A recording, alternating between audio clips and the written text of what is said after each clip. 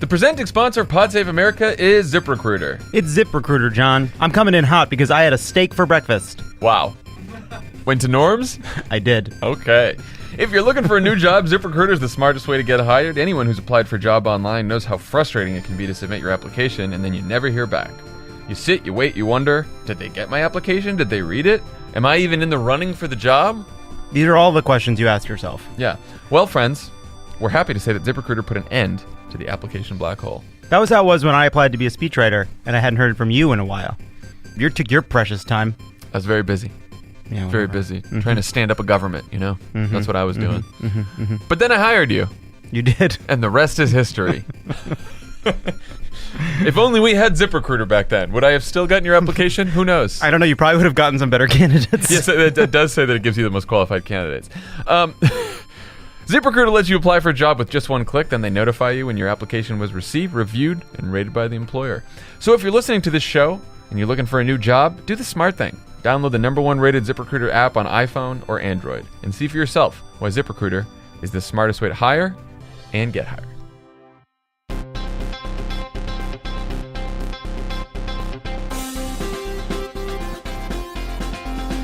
Welcome to Pod Save America. I'm Jon Favreau. I'm Dan Pfeiffer.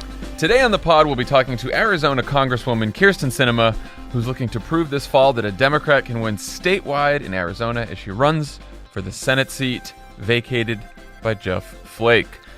Dan, how's your dragon energy this morning? I put it this way. This is going to be a loose pod. We got Loose Kanye.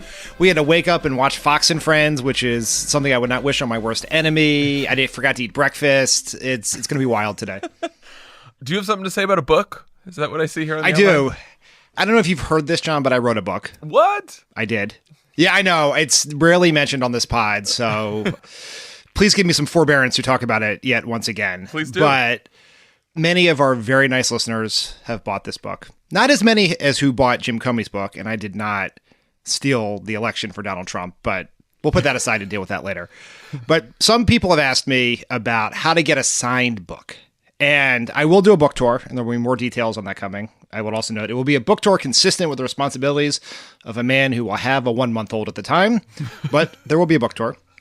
But if you have bought the book or plan to buy the book in this pre-order period here, if you go to the website, yeswestillcan.com/sign pre-order, fill out a form, upload the proof of purchase, I will send you a signed book plate that you can stick in your book. So it's like you got your book signed, but it's delivered to you. It's like I came to your house and signed the book for you.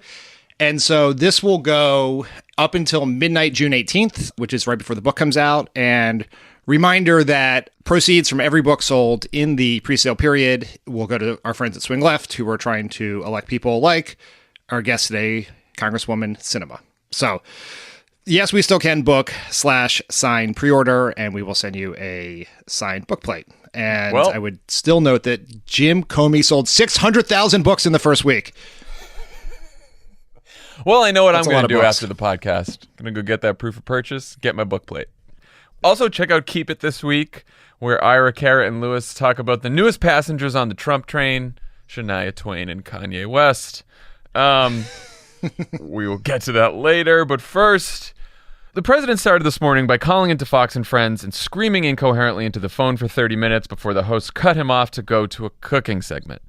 Dan, because we're very modern and fancy here at Pod Save America, we have a clip that we're going to play for everyone's enjoyment. He is guilty of crimes, and if we had a Justice Department that was doing their job instead of spending it's your $10 Justice billion Department, Mr. President, you're the Republican You're right. in charge. You're You've right. got a Republican but running here's it. What I answer this all the time, because of the fact that they have this witch hunt going on with people in the Justice Department that shouldn't be there. They have a witch hunt against the President of the United States going on.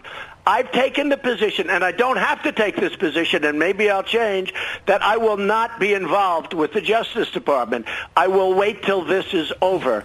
It's a total...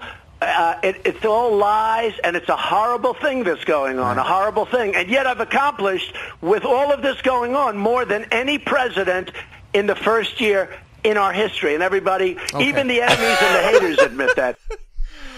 So So Donald Trump at the beginning there was referring to James Comey. He, threatened to obstruct justice on national television, which is not something that you do every day. During that rant, he also admitted that Michael Cohen did represent him in the Stormy Daniels case. He threatened John Tester for raising questions about Ronny Jackson's qualifications. He bragged about his electoral vote. He yelled about the media. And he hinted that he may not have gotten his wife a birthday gift. Dan, your thoughts? I would cite this as a historic moment in the history of Fox News. Really? This is the first piece of public service journalism Fox has ever done. Now, they accidentally did it by just allowing our unstable president to call in and talk nonstop for what felt like a decade. Apparently, it was a half for the hour. World to see, it was a half hour. For the world to see how Donald Trump thinks. I would note that before you fill out a form for a retroactive Pulitzer for Steve Doocy, they did try to encourage Donald Trump to obstruct justice. They did. It was like, why aren't you obstructing justice, Mr. Trump? This is an opportunity for you. But it's your Justice Department. You could obstruct this justice, sir. It's wild. It is wild this man is our president. It is wild there is a news network like this that exists in the world that the president would call into. It is amazing. It is really amazing. And this will be the thread that ties Kanye and Trump together, is these are two men who put their inside thoughts on the outside. Yeah, at one point they did ask him about Kanye because it was all over Fox basically since the whole tweet storm yesterday. And Trump said, he starts talking about, black unemployment and doing his usual riff on that. And he said, people don't realize if you go back in the Civil War, it was the Republicans that really did the thing. Which I guess he was trying to say that Abraham Lincoln, as a Republican, was the president when slavery ended. Just a little history lesson for all you buffs out there from Donald Trump, who's a history buff himself. So, yeah, it was his usual crazy. I think it's always interesting when he calls in or he goes on television or he does one of these press conferences because we're so used to his Twitter voice, which is like all caps, ranting, barely legible, not even sure it's in English half the time. But when he calls in and he was just like yelling the whole time. And he wasn't yelling with like an adversarial reporter here. These are his pals on Fox and Friends. And he's just screaming the whole time. He's like so angry. And it's like his thoughts just move from one thing to another so quickly. He covered so much ground in 30 minutes. None of it made any sense. It is sort of evidence the Twitter voice is his true, authentic voice. Of course it is whatever pops into his head. Many people appear more angry on Twitter than they are in real life. Yeah. Donald Trump appears to be equally angry on. Yeah, you are not an angry person. No. For those of you who have not met John outside of the Twitterverse, he's one of the least angry people I know. I don't yell. But I don't yell. Yeah. Yeah, no, you're not a yeller. You are an all caps Twitter user periodically, but Trump is that is truly authentically Trump, and that's actually pretty scary. Like, it's not. Yeah. Performance art on Twitter to rile up the base or send a message to someone or send a signal to his massive propaganda network. It is just what he is actually thinking at the moment. And the things he is thinking would be scary if it was your uncle posting them on Facebook, let alone the President of the United States posting them on Twitter. Yeah, there's no method to the madness. No one should ever think there is. There's no attempt to distract. There's no attempt to do anything. It's just stream of consciousness all day long. I do not want to spend too much time on this at all because it is so deeply annoying, but let's talk about Kanye. After a long Twitter hiatus, Kanye spent Wednesday declaring his love for Donald Trump while noting that he doesn't necessarily agree with him on everything. He posted a photo of him wearing a signed MAGA hat. He said that nothing changed in Chicago for the 8 years that Obama was president. Kim Kardashian jumped in to defend and explain her husband. Chance the Rapper inexplicably jumped in to say that black people don't have to be Democrats. Of course, we love Chance here. Donald Trump replied, very cool to Kanye. Don Jr. and Ivanka got in on the action. Fucking Anthony Scaramucci, who we learned from this whole thing texts with Kanye, tweeted, "We are all one race, Kanye, the human race." And the rest of us pinched ourselves but didn't wake up. Welcome to hell. Dan Dan, what are your thoughts? I know you've always been a fan of Kanye, as I am of his music, but have always thought he's sort of a jackass, as Barack Obama once Yeah, I said. mean, yes, to quote Barack Obama, Kanye is a bit of a jackass. Yeah. I am a huge fan of Kanye's music. I have seen Kanye in concert maybe 6 times. I have listened to all of his albums many, many times. I will most certainly buy the 2 albums he has coming out from himself and the 3 albums that he produced that are coming out at the, probably not coincidentally, at this return to the spotlight. Kanye's music is beloved. But Kanye is not a beloved individual, right? He has been, and this is the one thing that Chance the Rapper said after the tweet you referenced on Twitter, which was, this is the same Kanye. This is the Kanye who interrupted Taylor Swift. It's the Kanye who said that George W. Bush didn't like black people. And we just have to accept in our culture 2 things. One, that Kanye is a jackass. Sometimes his jackassery is things we may find appealing, like when he yelled at George W. Bush after Katrina. Sometimes we may find it amusing because it's on something more generic, like the Nike Adidas sneaker battle, or his weird desire to meet with Mark Zuckerberg, or Larry, as he said, Larry from Google. But there's also something broader about just this, the fact that all of politics stopped to talk about Kanye and Trump and what they said, and then the cable segments that launched in reaction to it, the Twitter storms that launched in reaction to it. We became obsessed with something that was incredibly trivial because we have an obsession in our country with celebrity. Kind of like what happened in 2016, huh? Yes, exactly. And Michael Cohen, the president's fixer under federal investigation, involved in a whole host of things, yesterday indicated that he was going to plead the 5th in the Stormy Daniels case. Now, that is his constitutional right to do so, but it is a newsworthy thing that I, a very intense news consumer, did not know for hours because of Kanye. And I don't know, I don't have a solution to the problem of celebrity in our politics, but we should at least recognize what it is that we are always distracted by the shiny things. And in 2016, we as a culture got distracted by the shiny thing that is Donald Trump and missed some very real things that affected our election, our policy, all of that. We became obsessed with the style over the substance. And it's like, this is another object lesson that we have not as a culture learned a lot from 2016 yet. And look, I now understand, now that we run a quasi-media company, I now understand what media companies and reporters and editors go through when they try to make decisions about what to talk about, because we sort of all had this debate here yesterday when we were writing up the newsletter, and we're like, do we put it at the top? Do we put it somewhere down in the middle? Like, well, everyone's talking about it, but then if we're talking about it, we're contributing to everyone talking about it, as you and I are doing right now. So it's really hard to figure out how to cover these things and how to talk about it because they do get so much attention. And I would say that even as most journalists and most political observers are wrestling with that question, on the right, like, this blanketed Fox News all day yesterday after it happened. But it's interesting, like, all the MAGA trolls on Fox and Twitter were ecstatic that a black celebrity liked Donald Trump purely because they thought it would upset liberals. This was the whole thing. This is all they cared about. They don't care about issues. They don't care about policies. It's like, just own the libs so you can get more followers, so you can book more Fox hits, so you can get your own Fox show, so you can run for president, so you can own the libs more. This is like this is their reason for being on the right.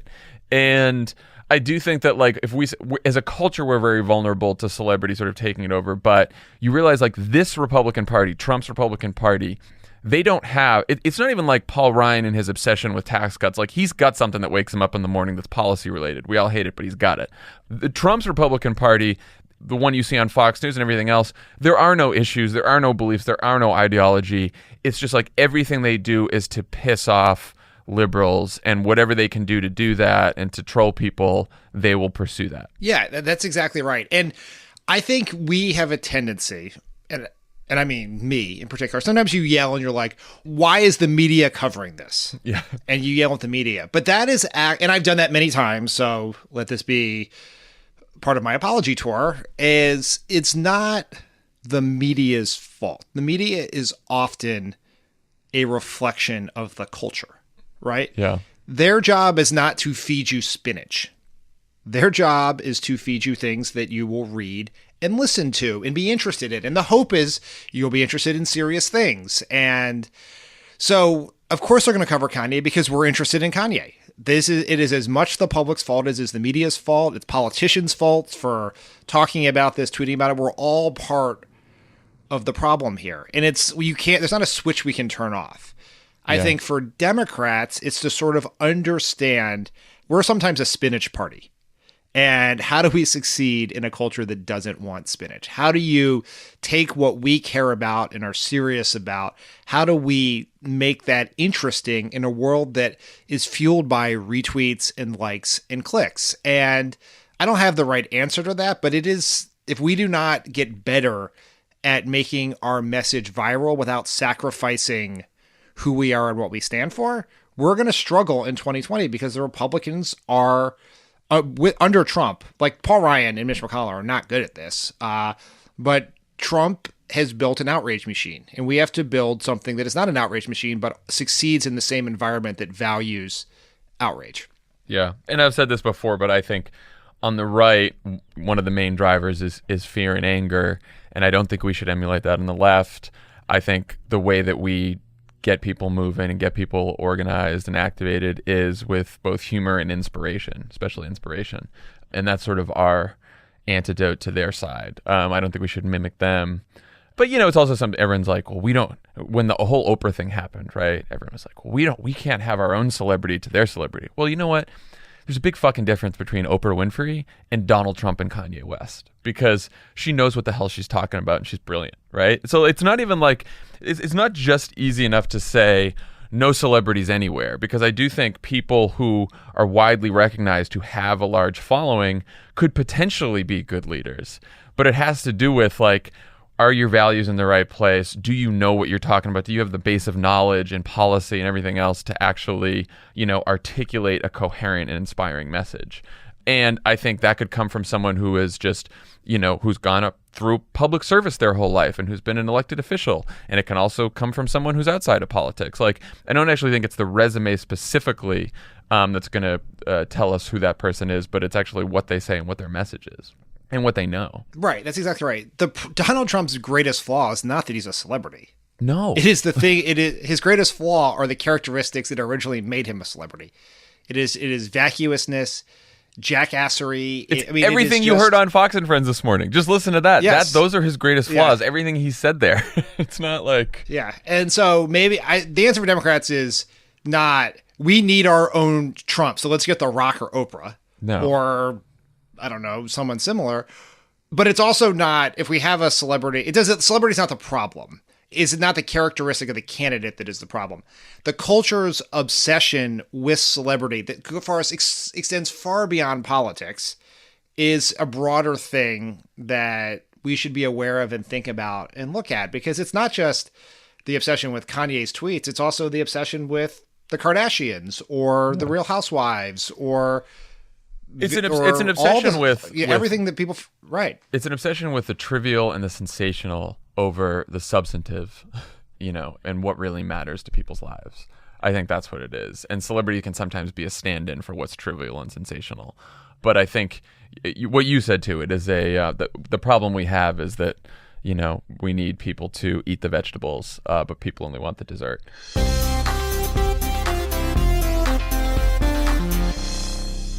Pod Save America is brought to you by Movement. Lovett just checked again for his sunglasses on top of his head like Orrin Hatch, and he did not find them. But if he had, they would have been Movement sunglasses. If I had them on, I'd already taken them off because I came to the office, dropped off Pundit, and then really, really, with a lot of intention, walked to a restaurant to order a steak for breakfast. Can't wait to see what lunch is. Movement's dropping all new sunglasses to get you ready for the warmer weather. We just got our go-to shades. Certainly Lovett did. And we know this because the guys at Movement don't just make great watches. They also make awesome sunglasses. They do. I like the sunglasses a lot. I wear them all the time now. I'm very excited about my purchase. Yeah. I wish I remembered the kind I got. I mean, the Movement did this because they felt tired of being ripped off by cheap pairs of sunglasses. They thought, screw it. They thought, screw it. How about we make some quality, trendy sunglasses at a fair price? These things aren't plastic. What are they made of, John? I believe they're made out of acetate. You can get them polarized, and they start at just $70. These are seriously going to be your go-to shades. They're going to seriously be your go-to shades. Anyway, there's lots of styles to choose from. Classic, trendy, round aviator mirror, polarized for him or for her. You're sure to find the perfect pair. Get 15% off today with free shipping and free returns by going to mvmt.com/crooked. You know Movement for how they've revolutionized the watch industry, obviously. Now's the time to check out their sunglasses. Go to mvmt.com/crooked. Check them out. Go ahead and join the movement. Pod Save America is brought to you by Peloton. Peloton. Do you want the convenience of joining a group cycling class whenever you want, right in your own living room? I do, John. Well, don't let a busy schedule keep you from getting a great workout in. Lose the commute to the gym and let the workouts come to you with Peloton. I probably should get aboard my Peloton bike because I just ate a steak for breakfast. Peloton's a cutting-edge indoor cycling bike that brings live studio classes right to your home. No worrying about fitting classes in that busy schedule of yours, John, or making it to a studio with a crazy commute. Again. No, there's no time for that. Not with our breakneck speed of our modern life, where we're all looking at our phones all the time. Everything's moving so fast and yet nothing changes. You got to come into the office. You got to go get a steak. You got to come back. There's not a lot of time. You got to make sure the hash browns are well done because that's how you like them. Anyway, get on that Peloton bike. There are a variety of workouts to choose from. 45-minute classes, 20-minute burns, hip-hop, rock and roll, low impacts, or high intensity. Pick the class structure and style that works for you. Watch your eyes, everybody. I'm throwing the parsley garnish off of this steak so fast it could hurt somebody. You can get classes led by elite New York City instructors in your own living room, live stream studio classes taught by the world's best instructors, or find your favorite class on demand. Hey, what if I put grape jelly on this toast and make it dessert too? You can ride with thousands of other riders at the same time, and the real-time leaderboard keeps you motivated to do your best, doesn't it, Tommy? You've been here the whole time. It's Tour de Fun. Tour de Fun. Shut up, Tommy. Discover this cutting-edge indoor cycling bike. Cool friend group we got here, John F. It's always a pleasure. Anyway, Peloton brings the studio experience to your home. It's offering listeners a limited time offer. You go to onepeloton.com, you enter the code PodSaveAmerica at checkout, and you're going to get $100 off accessories with your Peloton bike purchase. You know you need the accessories. Yeah, what are you doing without the accessories? It's like having a steak for breakfast without the parsley. Or the potatoes and the toast and the Diet Pepsi. That's what he had. Oh, just now at Norm's? Yeah. Delicious. So gross and so good. It was very fast, too. It was very fast. The rate of consumption was... I ate a gray steak very fast. And now he's going to go get a great workout at home anytime he wants. Yep. Go to onepeloton.com, use the code PodSaveAmerica, and get yourself started. We should talk about Dr. Ronny Jackson, who formally withdrew his name for consideration to lead the Department of Veterans Affairs this morning. This comes after Senate Democrats on the Veterans Affairs Committee released a list of allegations against Jackson that included drinking on the job, overprescribing medication, and overseeing a hostile work environment. So look, a lot of people have tweeted us about this, asked us this question, because way back in January when Dr. Jackson gave that report on Donald Trump's health, because he's Donald Trump's personal physician, a number of us in the Obama world said, we know Dr. Ronny, he had been our doctor, and, thought he was a great guy and a good doctor. Later, when he was first nominated for the VA, I think pretty universally in Obama world, we said, still like him, still think he was a good doctor. None of us think he was qualified to lead the VA. And then all these allegations come out and people were like, well, did you guys see any of that when you were working with him? And the truth is I hadn't.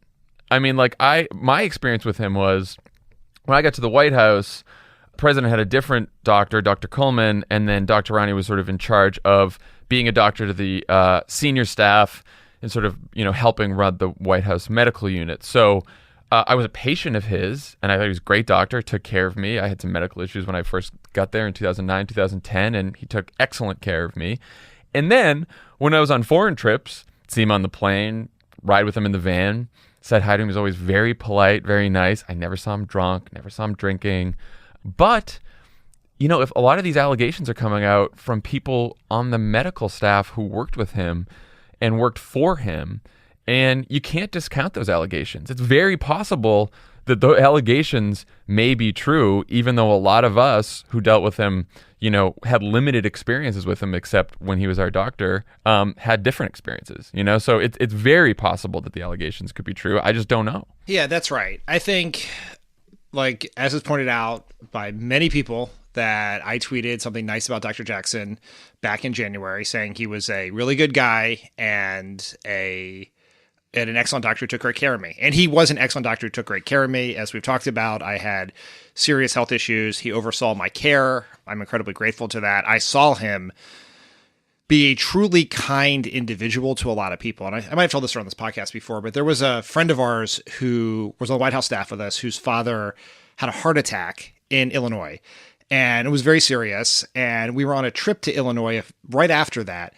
And during his off time, Dr. Jackson went to the hospital where our friend's father was and met with the doctor to make sure that our friend's father was getting the care that he needed. Now, that is so far beyond the duties of the White House doctor. It was just being a good friend and colleague and person. And I always thought that was an incredible thing that Dr. Jackson did for this person who was not above Dr. Jackson on the food chain or any way, shape, or form, just someone that he spent time with. And I thought that was really, that meant a lot to that person and to a lot of us who were friends with him.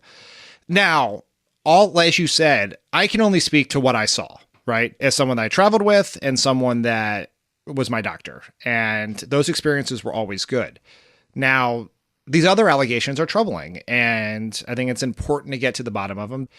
If these things are true, then appropriate action should be taken. But we spoke to the experience that we had with Dr. Jackson, and that may end up not being a full picture of his performances in that role. And so that is obviously troubling.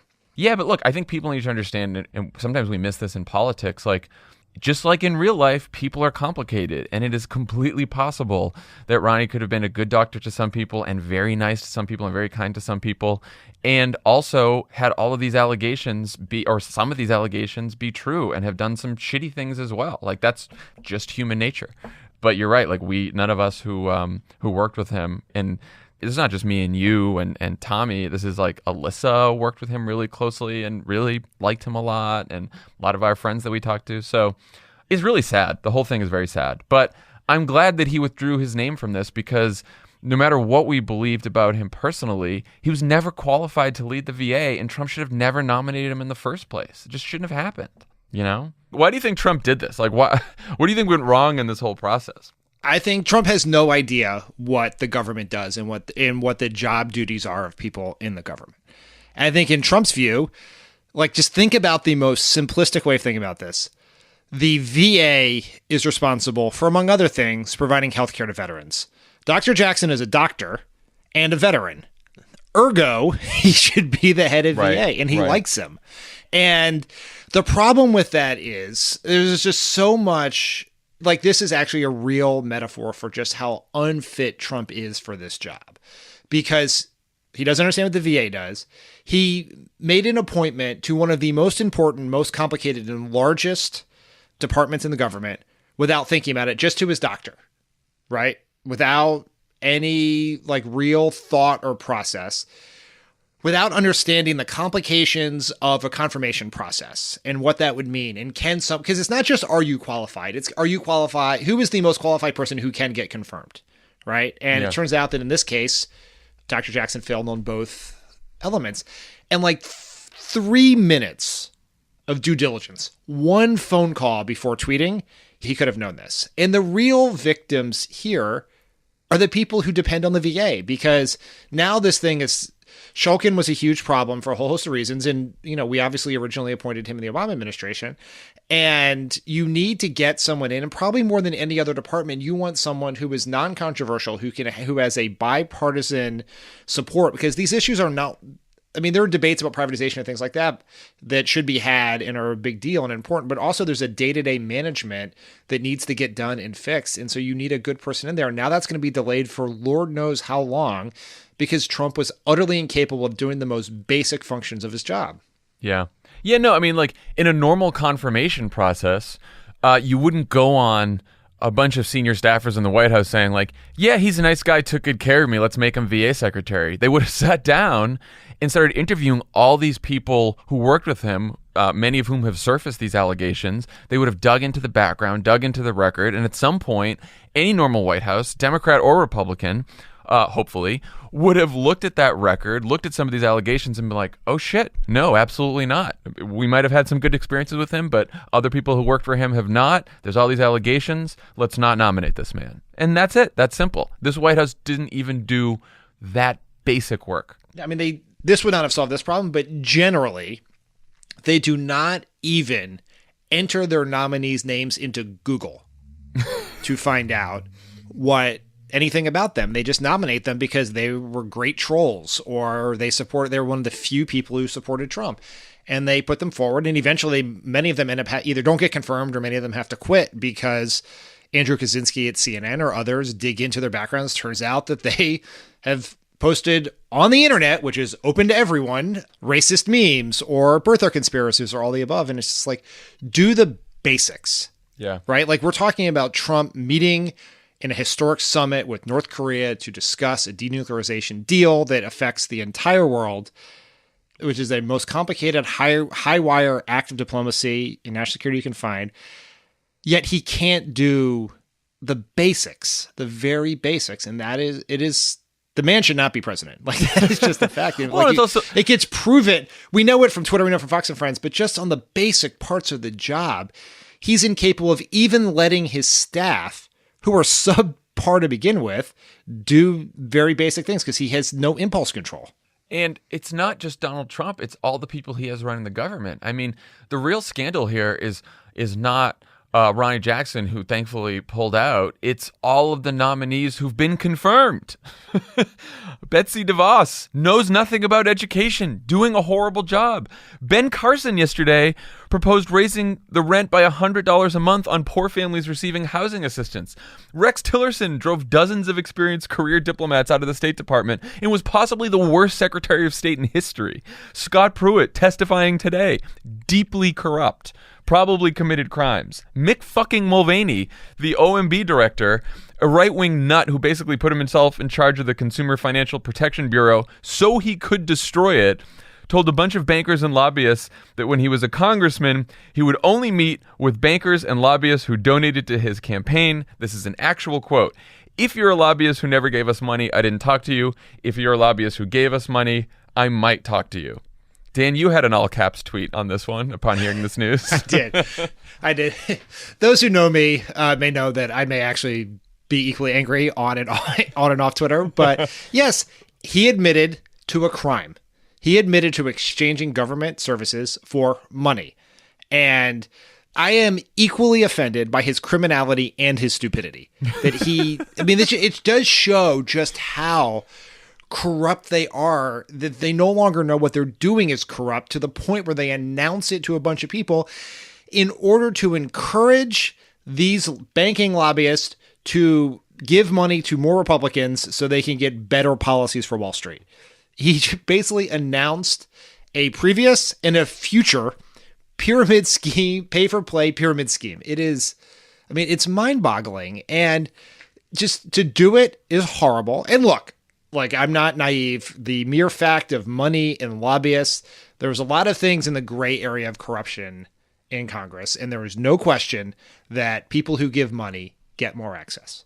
But well-run offices by moral members of Congress try to avoid not just the appearance, but the actuality of corruption by having distance between those things and ensuring that giving money does not guarantee you a meeting, but it doesn't deny you one either.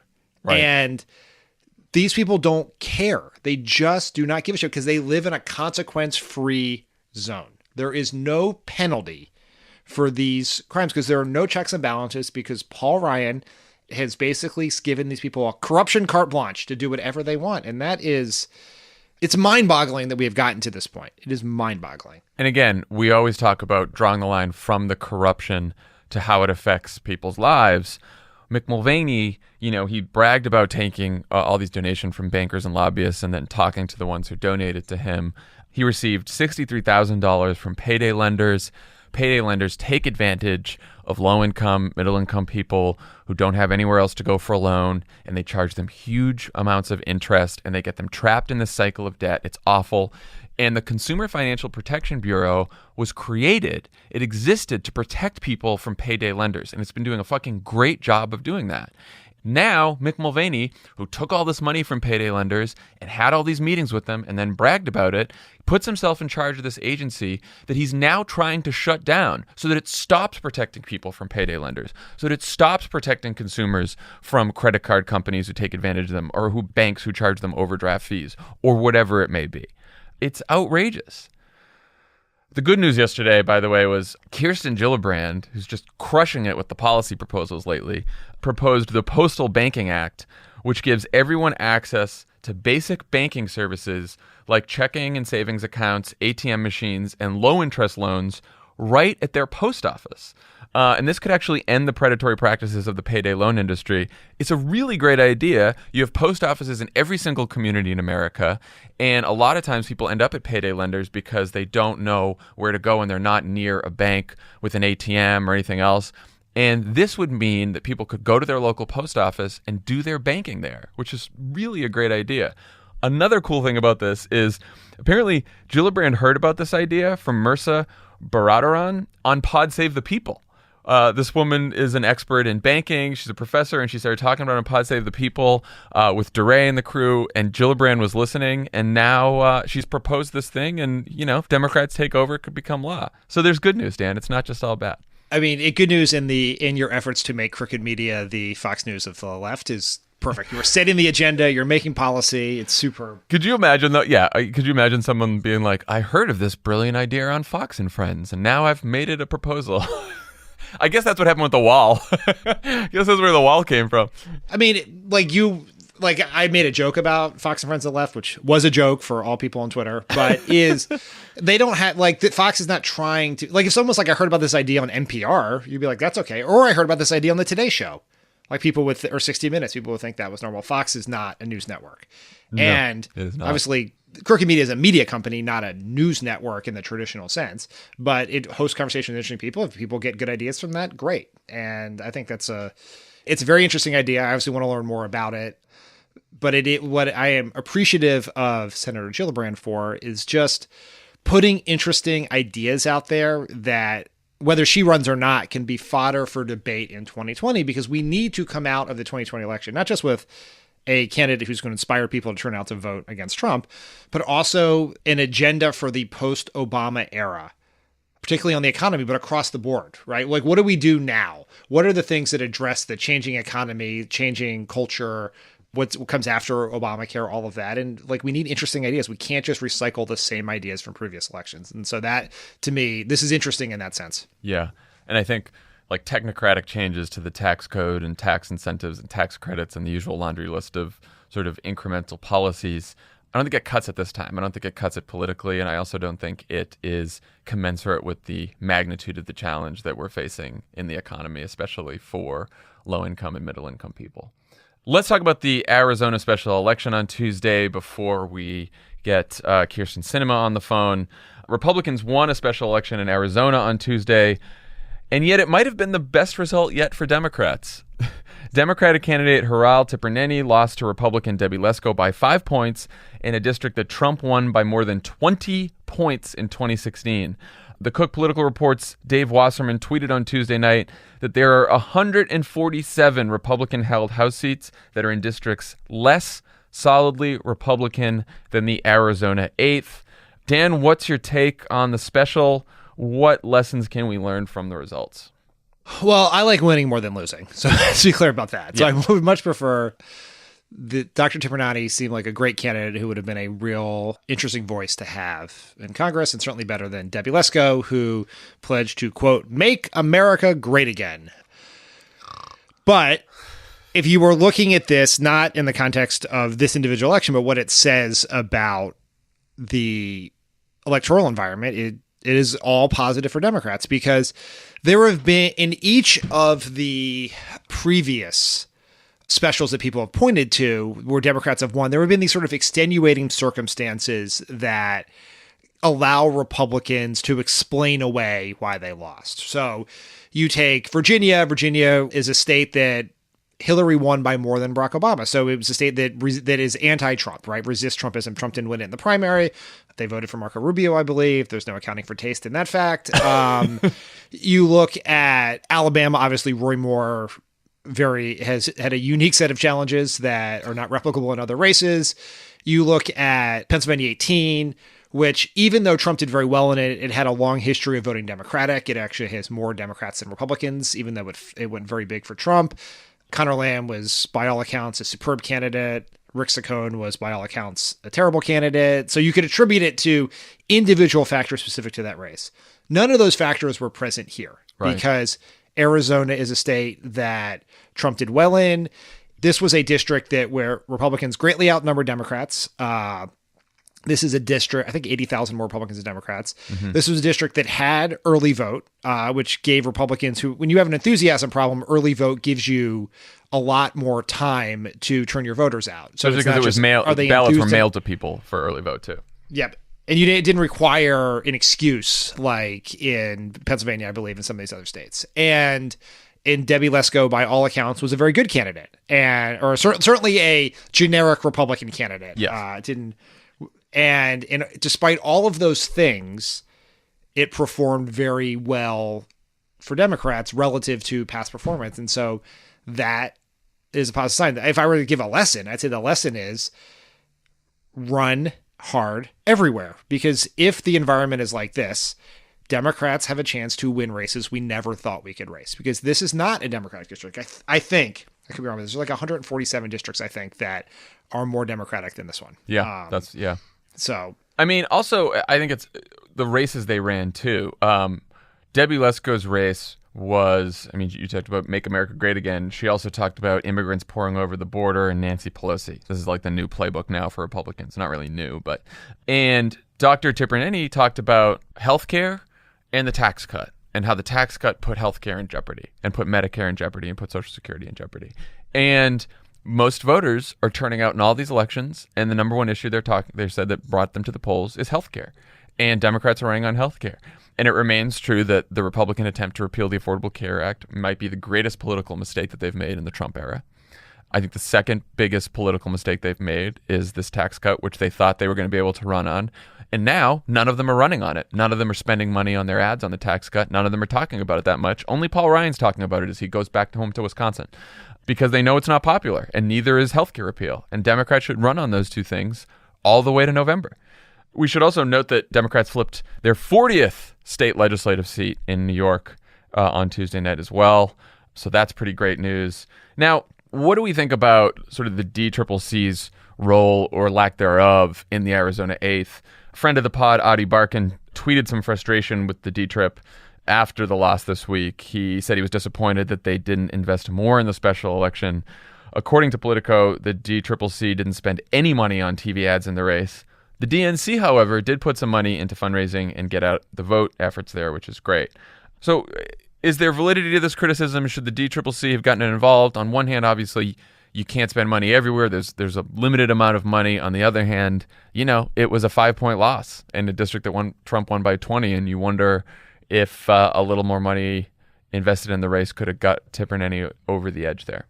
I mean, Adi spent a lot of time in Arizona, and so he knows more about what's happening on the ground there than certainly I do. But I would say that in every special election that I've ever seen in my years of politics, like the analysis afterwards goes two ways. If you spend money and lose, why did you flush all that money down the toilet? Right, which is the big discussion around Georgia 6. What a waste of money.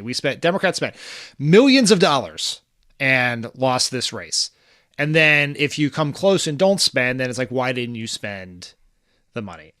The truth is, I don't know enough to know. They're going to have to make budgetary decisions about how to spend money. Mm-hmm. And it is true. Money is it's not completely zero sum, but it's kind of zero sum. And if they spend $1 million here, that may be $1 million they don't have to spend in another one of these races that may model out to perform better than Democrats.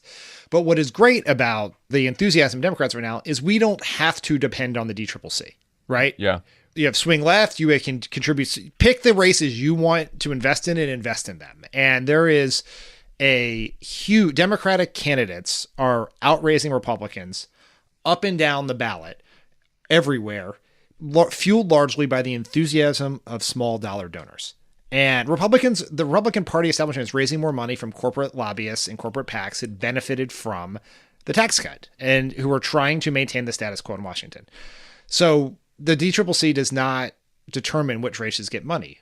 We do, right? Or which races get energy or field or volunteers. And so, and I say we, meaning not Pennsylvania America, but we, the progressives around the country. And so we can debate this forever. Like, I don't know that another news cycle of crapping on a Democratic Party institution is going to solve any problems. Question is, if you see a candidate you like, you see a race that you think is going to win, that you're interested in, contribute. Encourage your friends to contribute. Do it through Swing Left. Do it through Act Blue. Whatever the mechanism is. In this new world, voters have as much, if not more, agency than the party institutions. Yeah, no, that's been my whole thought about the DCCC too. Like, we could complain about it all day, but when you see the DCCC doing something that annoys you, figure out a way to go around it or supplant them or contribute somewhere else or, help the candidate win in some other way. I think that's the most constructive thing to do. And I think that's happening all over the country in different races. Like the DCCC has done some things like in Texas that we were annoyed by, but they've also done really good things too. They've done a really good job recruiting candidates all up and down the ballot and all across the country. And like, we have to have a more per our previous discussion, a more nuanced view of our party institutions. Yeah. Right. Like, people scream about the DNC all the time. Many of that criticism is based on things the DNC did under previous leadership in a different election cycle. And they're not going to do everything you agree with, but they are going to do important, good things. And you can decide whether to give to them or not. But I know it is like cool and hip now to crap on all Democratic Party institutions. And when they do wrong things, call them out on it, but recognize that we're all on the same team here. And when they do good things, let's applaud them for that too. And so it's just, I don't want to just create this cycle of recrimination over and over again that disenchants people from the Democratic Party when there are good things happening out there. They're not perfect, but there are good things happening. Nuance in an age of Twitter. From Jon Favreau and Dan Pfeiffer. That's what we're looking for. Okay, we have Congresswoman Sinema on the line, so we will get her on the phone, and we'll be right back.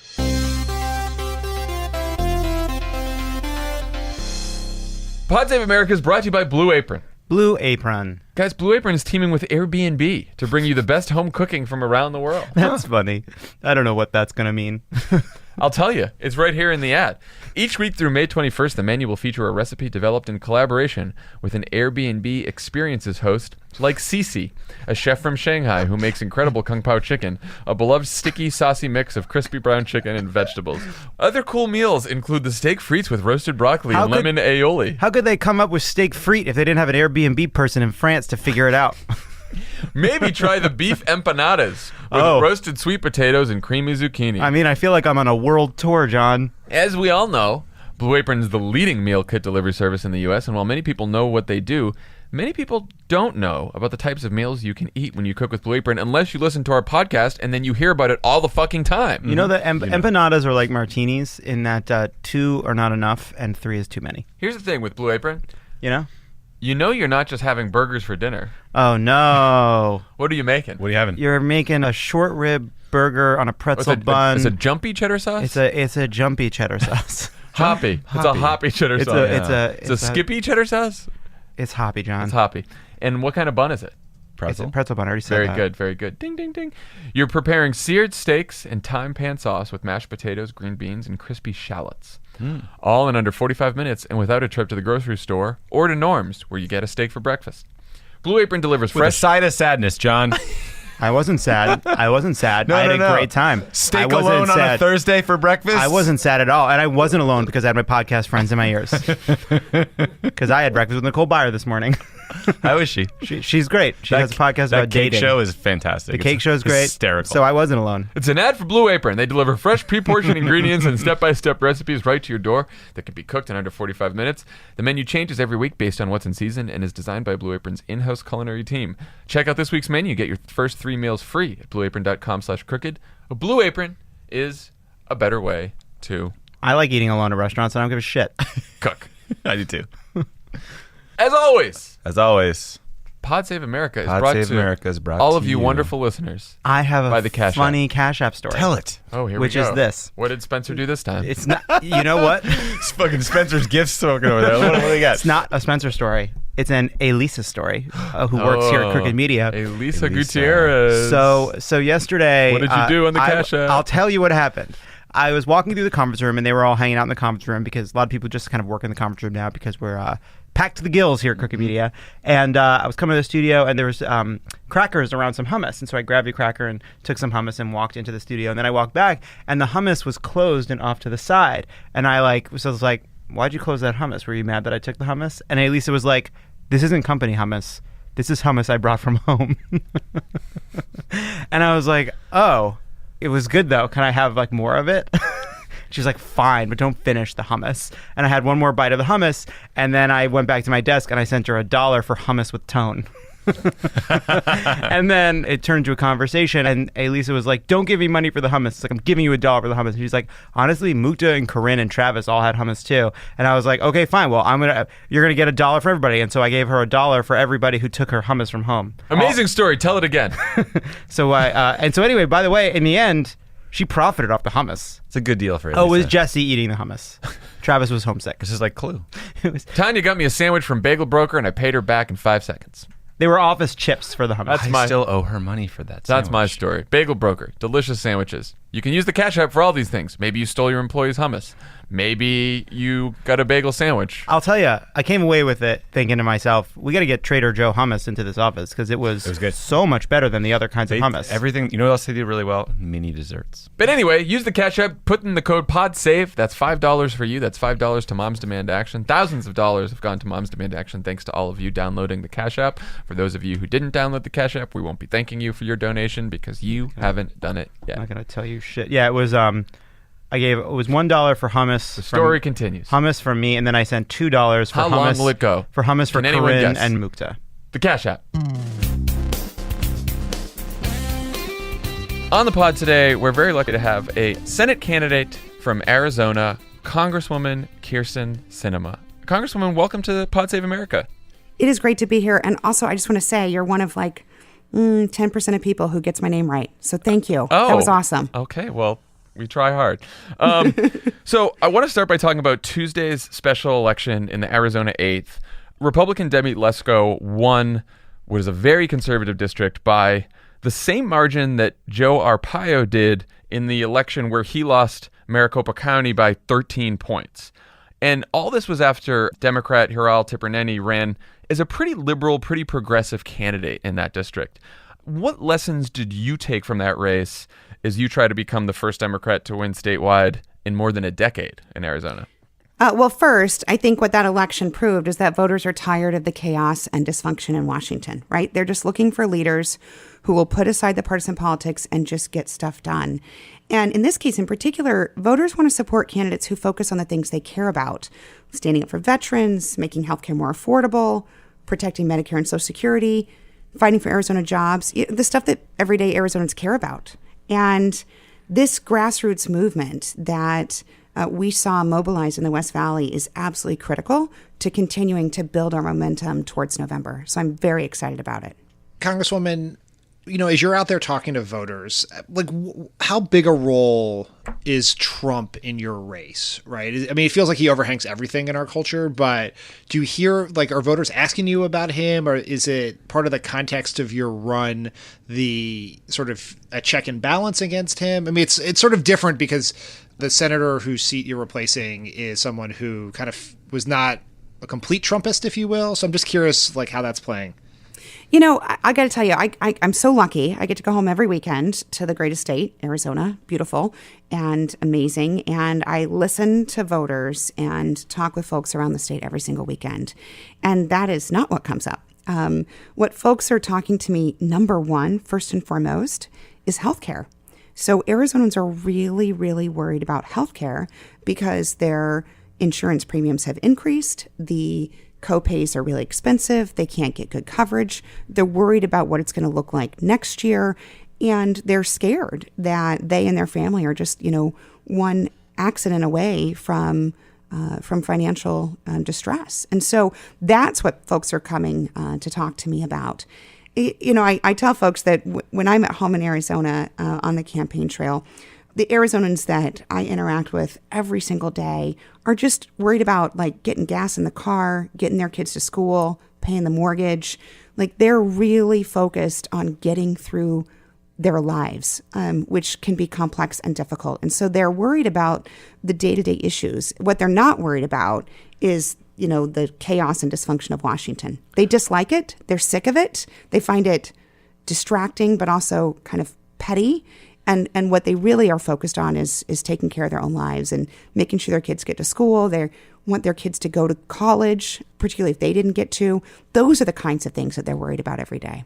What do you think we should do to fix or improve upon the Affordable Care Act? A lot of Democrats in the Senate have endorsed Bernie Sanders' Medicare for All plan. A number of other senators have come out for some sort of Medicare buy-in option or a public option.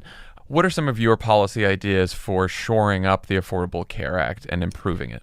Well, as you guys probably know, I'm a very, very practical person. So what I'm interested in is like, what's a problem that I can solve right now and who can I work with to get this done? And so one thing I'm pretty proud of is the work I've been able to do in the last 6 years, serving in even a really chaotic and dysfunctional U.S. Congress, of actually changing some of the provisions of the law to make it work better for Arizonans. So one thing we fixed was the group definition of how many employees a company has to have before they had to change their insurance plan. And we changed that from 50 to 100. That's a big deal in Arizona because 94% of our businesses are small businesses, just mom and pop shops doing their best to try and take care of their business and their employees. So we've been working on provisions to try and make it easier for small businesses to take care of their employees and provide them with good coverage. We got a delay to the health insurance tax, and that was a big deal because the health insurance tax gets passed directly on to employees, and it was going to be over $400 a year per family in these small businesses that folks would have to pay just to keep their existing coverage. So there are lots of smaller things that need to be addressed and tweaked within the law to make it work. There's some parts that are really wonderful that we've got to protect. And that in Arizona would be like Medicaid expansion. In Arizona, we call the program Access, and it is a very efficient program that works really well and provides great coverage for thousands, hundreds of thousands of Arizonans. And our Kids Care program, which is the federal CHIP program, provides great coverage at a sliding fee scale for everyday families to make sure their kids have health coverage. So we want to protect those important programs, but we do need to go in and fix the parts of the law that aren't working very well. And, the exchange isn't working very well in Arizona. It's really expensive and premiums cost a lot and people aren't getting good coverage. So my opinion is that we should get everyone together in a room and maybe put down some of the partisan talking points and maybe get rid of some of the rigid ideology and just have a conversation about how to deliver more affordable quality care for more Arizonans and then Americans, of course. And when you say it like that, it sounds so reasonable, right? Reasonable is a rare thing these days. Just to be clear on this, though, in the course of that conversation, are you open to something that looks like Medicare for All or Medicare buy-in, or is it simply improvements of the current system? What I'm really focused on is figuring out what are the practical solutions we can enact right now that make a difference in the lives of Arizonans. So in the short term, in particular, I'm concerned about what's coming this fall. So you guys probably know this, but I'm not sure, your 2 million listeners know all of these details. But one of the things that I'm really concerned about as part of the tax bill that Republicans passed back in December was that it increased the deficit so much that it's going to create mandatory cuts to Medicare. And that's coming this fall. And the other thing that the tax bill did was change some of the aspects of existing healthcare law that will result in increased health insurance premiums. That's coming in October of this year. And I'm betting a lot of Americans don't know that those two things are coming, but that's really concerning that, fallout from this tax bill is that it's going to make health insurance even more expensive for Americans. And that's an example of the kind of thing I want to fix right now because it is going to hurt people soon, and it's our job to try and fix it immediately. So you've had a sort of fascinating political history. You started as a Green Party supporter of Ralph Nader. As late as 2011, an Arizona paper named you best local lefty icon. And then you joined the centrist Blue Dog Coalition in Congress. You talked about being a pragmatist, really wanting to work with people to get things done. And, you voted with Donald Trump more than other Democrats. Talk about the political journey you've made over the years, and specifically where you agree and disagree with Trump and the Republican Party. Sure. So, you guys probably know a little about my history. I'm a little bit different than most people in politics. So I came into serving in public office from a very different road than most people. I grew up really very poor. I was homeless for about 3 years of my childhood and lived for a time in this, old abandoned gas station. So I lived for a part of my childhood without running water, without electricity. And sometimes, my family didn't have enough food to eat. So we really struggled to make it. And I was very, very fortunate because I got my shot at the American dream. So thanks to a Pell Grant, for instance, I got to go to college and get that same shot to get into the middle class as many of my peers. And so when I graduated from college, I became a social worker. And the reason I chose to become a social worker was because I wanted to help kids and families that had faced situations like I faced when I was a kid. And I wanted to make sure that we kept open those paths of opportunity to get that shot at the American dream just like I had gotten. And what I found over the years as I was working as a social worker in the Phoenix community was that the legislative system just wasn't designed to help folks, right? Yeah. So it was kind of confusing, and it was over there, and people didn't really engage. And so things would happen to people instead of them being involved in it. So I started getting involved in politics and, engaging in activism. I went down to the legislature to try and talk to them about cuts to education that they were making in the late 90s and early 2000s. And that really, what I learned there was that I needed to go do this job. And for me, that's really about paying back my debt to my country and making sure that I'm giving back to the country that's given so much to me, and ensuring that I'm paying it forward, that make sure that other kids and their kids have that same opportunity and that same shot at the American dream that I did. So when I served in the state legislature, I represented a liberal district in central Phoenix. And when I ran for Congress, as you guys know, I ran for a district that had been newly created in 2011. And this district had a slightly Republican advantage. So it was almost evenly divided between Democrats, Independents, and Republicans, but slightly more Republicans than the other groups. And so I thought, I want to go do a really good job in serving in Congress and being a representative of the people. And so I spent a lot of time learning and listening to the constituents of the 9th Congressional District. And when I was elected, I pledged that I would do my best to represent their values and to make sure that I was an honest broker for what they cared about. And I think I've done that well in the last 6 years in Arizona, and have worked hard to reach out not just to members of my own party, but members of the other political party, Republicans, but also to Arizona independents, who actually make up the largest group of registered voters, to make sure that they all felt that even if we didn't agree on all political opinions, I want them all to feel that I am their representative and they can trust me and that I share their values.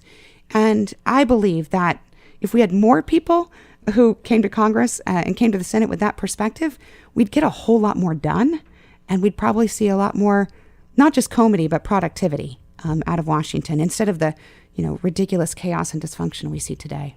Congresswoman, I wanted to ask you about DACA. I know this is an issue you've worked on a long time. What would you say to, A, do you have any status updates on efforts to solve the problem legislatively, but what's your message to dreamers in Arizona who are, despite recent court rulings, living in fear of deportation? Well, number one, Arizona dreamers are incredible. They've graduated from our schools. They are contributing to our economy. They've enlisted in our military. These young men and women are citizens in everything except for paperwork, and they deserve to become citizens of the only country they've ever known, and to which they've contributed so much. And it's so frustrating that right now they're being used as political pawns in this political climate. And it's so upsetting. I don't know if you guys know, but I actually, when I first got elected to Congress in January of 2013, when I was kind of setting up my office, one of the first people I hired was a young woman named Erica Andiola. And Erica is a co-founder of the National Dream Act Coalition and has dedicated her life to passing the Dream Act. And I was one of the first members of Congress to hire a dreamer. It was right after DACA had gone into effect. She just got her DACA card. And I said, Erica, come work for me because we're going to get immigration reform done this year. That was 2013. I know. I was like, it was cute. And so she came to work in my office, and I even asked her to move to Washington for several months. And her job on my team was to literally walk up and down the halls of Congress and teach other members of Congress, Republican and Democrat, what it meant to get the DREAM Act passed and what it would mean not just to her, but to the literally thousands and thousands of young people just like her all across the country. And as you know, the Senate passed a bipartisan piece of legislation in August of 13, and then Speaker of the House, John Boehner, did nothing, didn't even allow us to have a hearing. And as we know, immigration reform died. And I'll tell you this, guys, nothing has changed. Our current Speaker of the House is unwilling to bring any bill to the floor to settle the status of our dreamers. And I've been a co-sponsor of the DREAM Act since my first year in Congress. And we actually have a new bill that we introduced recently called the USA Act. It's a bipartisan bill that both does smart investment in border security. So, drones and cameras and boots on the ground, not the wall, because that doesn't work. But it does, the smart border security that stops the guys who are running the drugs and running the guns across the border. And it creates a long-term path to citizenship for our dreamers and protects them. And we've got the votes. If that bill were put on the floor of the House today, it would pass. We have the votes to pass it. What we don't have is support from Speaker Ryan to put the bill on the floor. He won't do it. Yeah. And, it's just so frustrating because they're using this as a political game and they're not working in the best interest of Arizona. And frankly, these guys should just get out of the way and let us get this done. So it seems like you're someone who's, a lot of your political life, you've had very progressive views, but you're also trying to respect the views of your constituents that may be more moderate, and you're trying to get things done in Congress with people who may be more moderate as well. How do you sort of balance pragmatism, trying to get things done, bipartisanship, with trying to persuade both your constituents and the Republicans that you're working with in Congress to sort of move in a more progressive direction, to try to actually get some things done on the economy, to give people who grew up like you did that chance to succeed, to make sure that dreamers can, live in this country safely? That's actually I really am so grateful for that question. It's a great question because I think the answer boils down to the way you do this. And it is absolutely 100% about relationships, right? So when I was a social worker, I was successful in helping the clients that I served because I focused on building relationships that were based on trust. So I wanted my clients and the kids I was serving to trust me, and I wanted to trust them. And when you have a relationship built on trust, then you can identify your common ground and your common values. And the reality is, guys, that as Americans, we mostly all share the same core values. We just talk about them differently and they manifest differently based on different political persuasions. But we share these values of freedom, right? We share these values of opportunity, this idea that everyone should get a shot at the American dream. And we share the values of security, right? Both personal security, making sure we're taking care of our country, but taking care of our community as well. So we share those core values. And it's hard to see that. It's hard to feel that when you don't know another person and you don't have a relationship or a friendship. And so I'm a firm believer that you start this process by investing the time in building authentic, meaningful relationships. And so people sometimes will be like, wow, Kyrsten, you've got friends who are on the, I'm good friends with Beto O'Rourke, right? Who's very progressive, but I'm also friends with Trey Gowdy, right? Who's a conservative Republican. And people will be like, how is that? And the truth is that people are good. I think people are good, and they behave in a way that is in line with their own life experiences. And so when you invest the time to build these trust-based relationships and authentic friendships with people, one, you have a better understanding of why they believe what they believe and where they're coming from.